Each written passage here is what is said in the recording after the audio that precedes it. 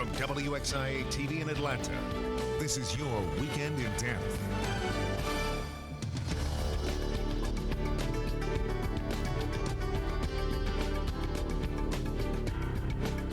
Hello and welcome to this edition of 11 Alive News Weekend in Depth. I'm Donna Lowry.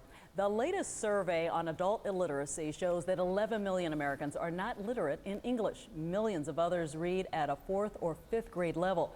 In Atlanta alone, nearly 400,000 adults are not in the workforce because they're illiterate. The statistics have spurred several organizations in action to combat the problem. Many advocates agree the key to turning things around is to tackle it early by creating a love for reading in children. So with me to talk about this today are Dr. Floretta Thornton-Reed, the Executive Director of Georgia State University's Reading Recovery and Literacy Collaborative Programs. Also here, Elaine Drager. She is Executive Director of the 16 Sheltering Arms Early Education and Family Centers throughout the metro area. Thank you both for joining me. Let's start with this. The problem of literacy can be halted at the early levels. And I know with Sheltering Arms, you believe in getting to the children early.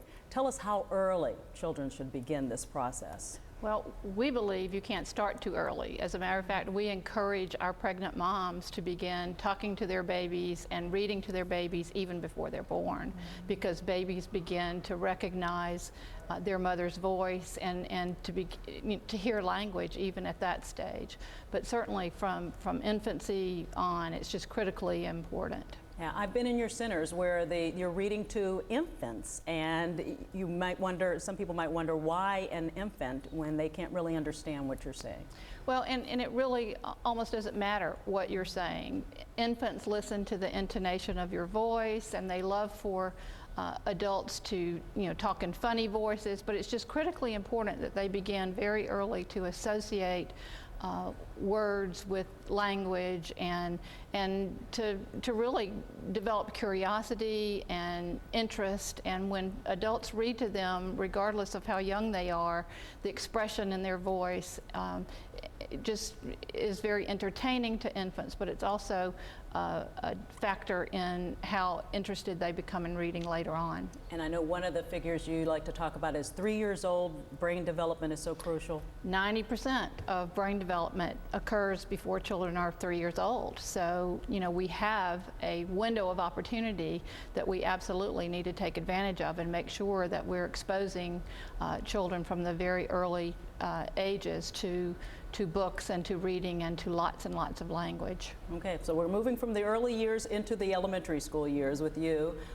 Dr. Thornton-Reed. Let's talk about the early elementary ages. Now, I think most people think kindergarten and books and those kind of things, but tell us how crucial it is. It's extremely crucial that children be given an opportunity to continue to hear their parents talk to them and read to them.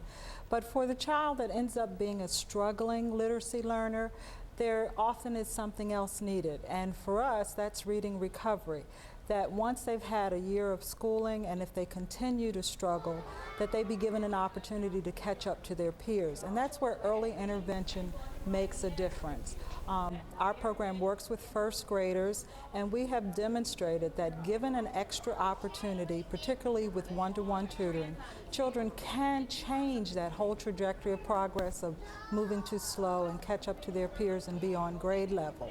And in addition to that, our programs, our literacy collaborative programs that work with teachers in the classroom, also helping them to be highly trained experts to work with all children so that every child has access to excellent learning opportunities around literacy, learning how to read and write, which is extremely important. I want to get back to reading recovery a little bit, because if your child isn't reading by a certain age, so some parents start to panic. Yes. What do you tell parents in terms of when a child should be reading? That you truly want to get a child reading by first grade. There have been many studies. One of the studies that's known well in the world was a study done by Connie Jewell, who tells that if a child isn't on grade level reading at grade 1, that you can tell that this child is definitely going to have difficulty at grade 4. So it is a crucial period at grade 1 that intervention be given to that child to change that trajectory of progress if they aren't reading. And if you're concerned in the state of Georgia,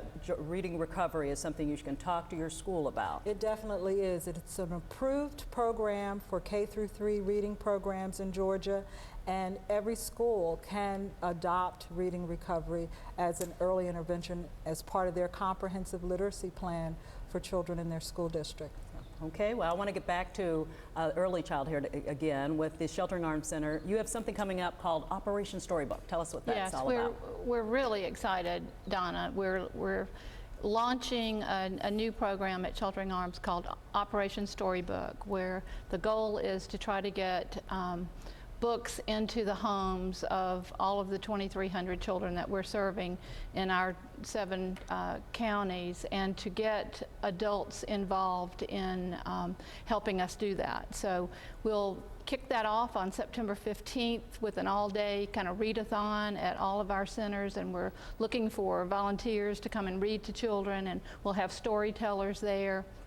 But it's a year-long kind of process where we're asking folks to help us with getting these books in the hands of children. The one thing that we know that is the strongest measure for correlating whether or not children become good readers is the number of books that they have in their home. And you found that a lot of low-income families don't have them. What do you know in terms of numbers? Well, the studies tell us that about 2/3 of low-income families studied had no books in the home for the children, and it was a huge predictor in children not being successful in reading. So we want to make sure that all of our children not only have access to books while they're with us during the day, but that they have those books to go home with them, and that parents understand the importance of reading and telling stories to their children, and sharing family history and culture, and there's so many wonderful things that can happen through reading.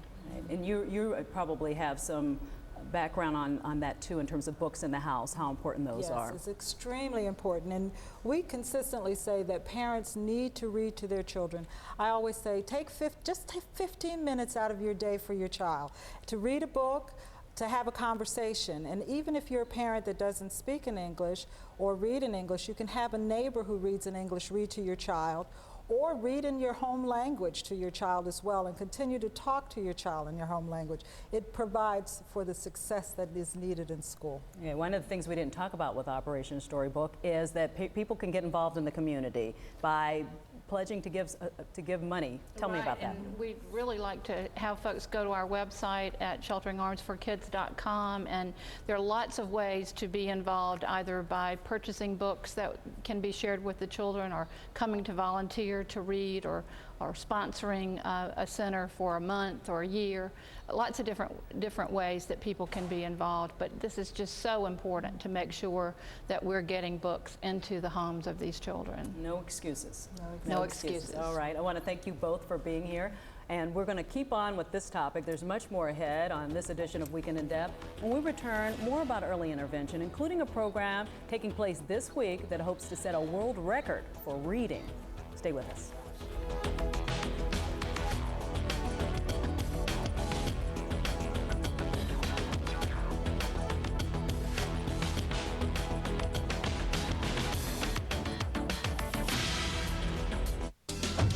Moving in School students will return to their